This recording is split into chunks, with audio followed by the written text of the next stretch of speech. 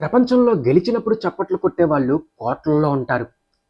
కానీ ఓడిపోయిన ప్రతిసారి పడిపోకుండా అవమానాలనే ఇటుకలుగా మార్చుకొని సక్సెస్ కోటను కట్టిన వాళ్ళు మాత్రం కొందరే ఉంటారు. వెండి తెరపై ఆయన కనిపిస్తే కలెక్షన్ల సునామీ. అదే జనాల మధ్యకు ఆయన అడుగు పెడితే రాజకీయాల్లోని ఒక పెను తుఫాను. ఆయనే తమిళనాడు సరికొత్త చరిత్రను లిఖించిన one and only Thalapathy Vijay. ఒక సినిమాకి 200 కోట్ల రెమ్యునరేషన్ వస్తున్న టైంలో తిరుగులేని సూపర్ స్టార్డమ్ పీక్స్లో ఉన్నప్పుడు ఆ భోగభాగాలన్నింటినీ వదిలేసి బురద జల్లే రాజకీయాల్లోకి రావడం అంటే సింహం గృహలోకి వెళ్ళడమే. టీవీకే పార్టీ పెట్టినప్పుడు ఎందరో ఆయన్ని వెక్కిరించారు. సినిమా గ్లామర్తో ఓట్లు రావన్నారు. కానీ 2026 ఎన్నికల్లో ఏ పార్టీతోనూ పొత్తు లేకుండా సింగిల్ హ్యాండ్తో 108 సీట్లు గెలుచుకొని 60 ఏళ్ల ద్రావిడ రాజకీయ కోటలను అతడు బద్దల కొట్టాడు. అసలు ఎవరి విజయ్?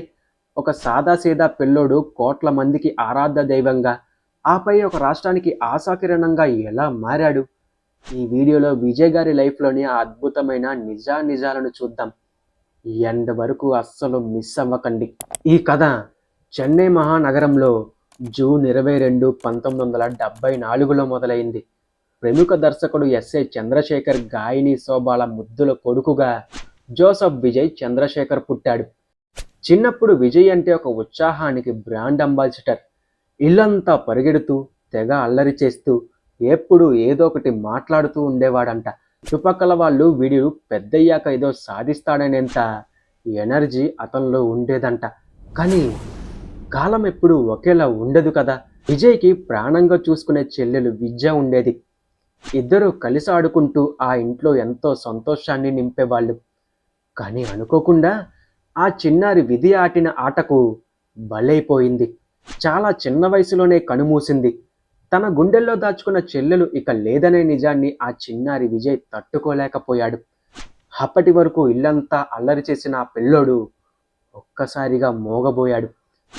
పూర్తిగా ఒంటరితనంలోకి జారిపోయి ఎవరితోనూ మాట్లాడకుండా ఇంట్రోవర్ట్గా మారిపోయాడు. ఆ గుండె కోతను మౌనంగానే భరిస్తూనే లయోలా కాలేజీలో విజువల్ కమ్యూనికేషన్ వరకు చదువుని కొనసాగించాడు. రక్తంలో ఉన్న నటన అతన్ని 18 ఏళ్ల వయసుకే 1992లో నాలయ్య తీర్పు సినిమాతో హీరోగా నిలబెట్టింది. కానీ సినిమా ప్రపంచం ఎవరికీ పూలబాట కాదు కదా. ఆ సమయంలో మీడియా కొందరు క్రిటిక్స్ విజయ్పై చేసిన విమర్శలు అంతా ఇంతా కాదు. ఒక ప్రముఖ మ్యాగజైన్లో అయితే అతని లుక్స్ని, సన్నటి బాడీని ఎగతాళి చేస్తూ, ఈ మొహానికి హీరో వేషం ఒకట, ఇతనికి అసలు యాక్టింగే రాదు, సీన్కి అసలు పనికే రాడు అని దారుణంగా బాడీ షేమింగ్ చేశారు. సొంత రాష్ట్రంలోనే కెరియర్ స్టార్టింగ్లోనే అంత పెద్ద అవమానం ఎదురైతే ఏ కుర్రోడైనా కుప్పకూలిపోతాడు. విజయ్ కూడా లోపలెంతో కుమిలిపోయాడు. కానీ ఆ కన్నీళ్లను తను కసిగా మార్చుకున్నాడు. తనను విమర్శించిన వాళ్లే రేపు తన ఇంటి ముందు డేట్స్ కోసం క్యూ కట్టాలనే శపథం చేసుకున్నాడు. రాత్రి బవళ్ళు నిద్ర లేకుండా డాన్స్ని ప్రాక్టీస్ చేస్తూ తన డైలాగ్ డెలివరీని, స్వాగ్ని పూర్తిగా రీడిజైన్ చేసుకున్నాడు. కసిగా అడుగులేస్తే కాలం కూడా దాసోహం అనాల్సిందే. 1994లో వచ్చిన రసికన్ సినిమా బాక్సాఫీస్ దగ్గర బ్లాక్ బాస్టర్ హిట్ కొట్టింది. ఈ విజయం చూసి మురిసిపోయిన అభిమానులు విజయ్కి ఇళయ దళపతి అనే పవర్ఫుల్ టైటిల్ని బహుమతిగా ఇచ్చారు. అక్కడ నుంచి ఇంకా విజయ్ వెనక్కి తిరిగి చూసుకోలేదు. కేవలం మాస్ ఆడియన్స్నే కాదు, ఫ్యామిలీ ఆడియన్స్ని కూడా తన న్యాచురల్ యాక్టింగ్తో మాయ చేశాడు. ఖుషీ సినిమాతో యూత్ ఐకాన్గా మారిపోయిన విజయ్ ఆ తర్వాత గిల్లీ, పోకిరి, తుపాకీ, మెర్సిల్ లాంటి సినిమాలతో సౌత్ ఇండియాలోనే one of the biggest super స్టార్గా ఎదిగాడు. ఎవరైతే ఒకప్పుడు ఈ మొహానికి సినిమా అవసరమా అని అన్నారో వాళ్ళే 100 కోట్ల పట్టుకొని విజయ్ ఇంటి ముందు క్యూ కట్టేలా తన సత్తా నిరూపించుకున్నాడు. సినిమాల్లోనే కాదు, రియల్ లైఫ్లోనూ విజయ్ లవ్ స్టోరీ ఒక ఫెయిర్ టైల్లా ఉంటుంది. లండన్లోని సెటిల్ అయిన సంగీత అనే శ్రీలంకన్ అమ్మాయి విజయ్కి వీర అభిమాని. కేవలం తన ఫేవరెట్ హీరోని ఒకసారి చూడాలని చెప్పి లండన్ నుంచి ఫ్లైట్ ఎక్కి చెన్నైకి వచ్చింది. ఒక ఫ్యాన్ తన కోసం అంత దూరం నుండి రావడం చూసిన విజయ్ ఆశ్చర్యపోయాడు. ఆమె పద్ధతి సంస్కారం విజయ్ కుటుంబానికి నచ్చడంతో ఆ అభిమానం కాస్త స్వచ్ఛమైన ప్రేమగా మారింది.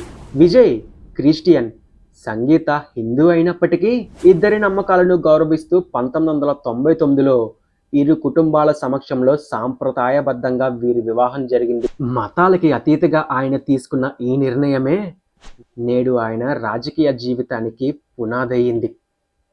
విజయ్కి సంజయ్, దివ్య అనే ఇద్దరు పిల్లలున్నారు.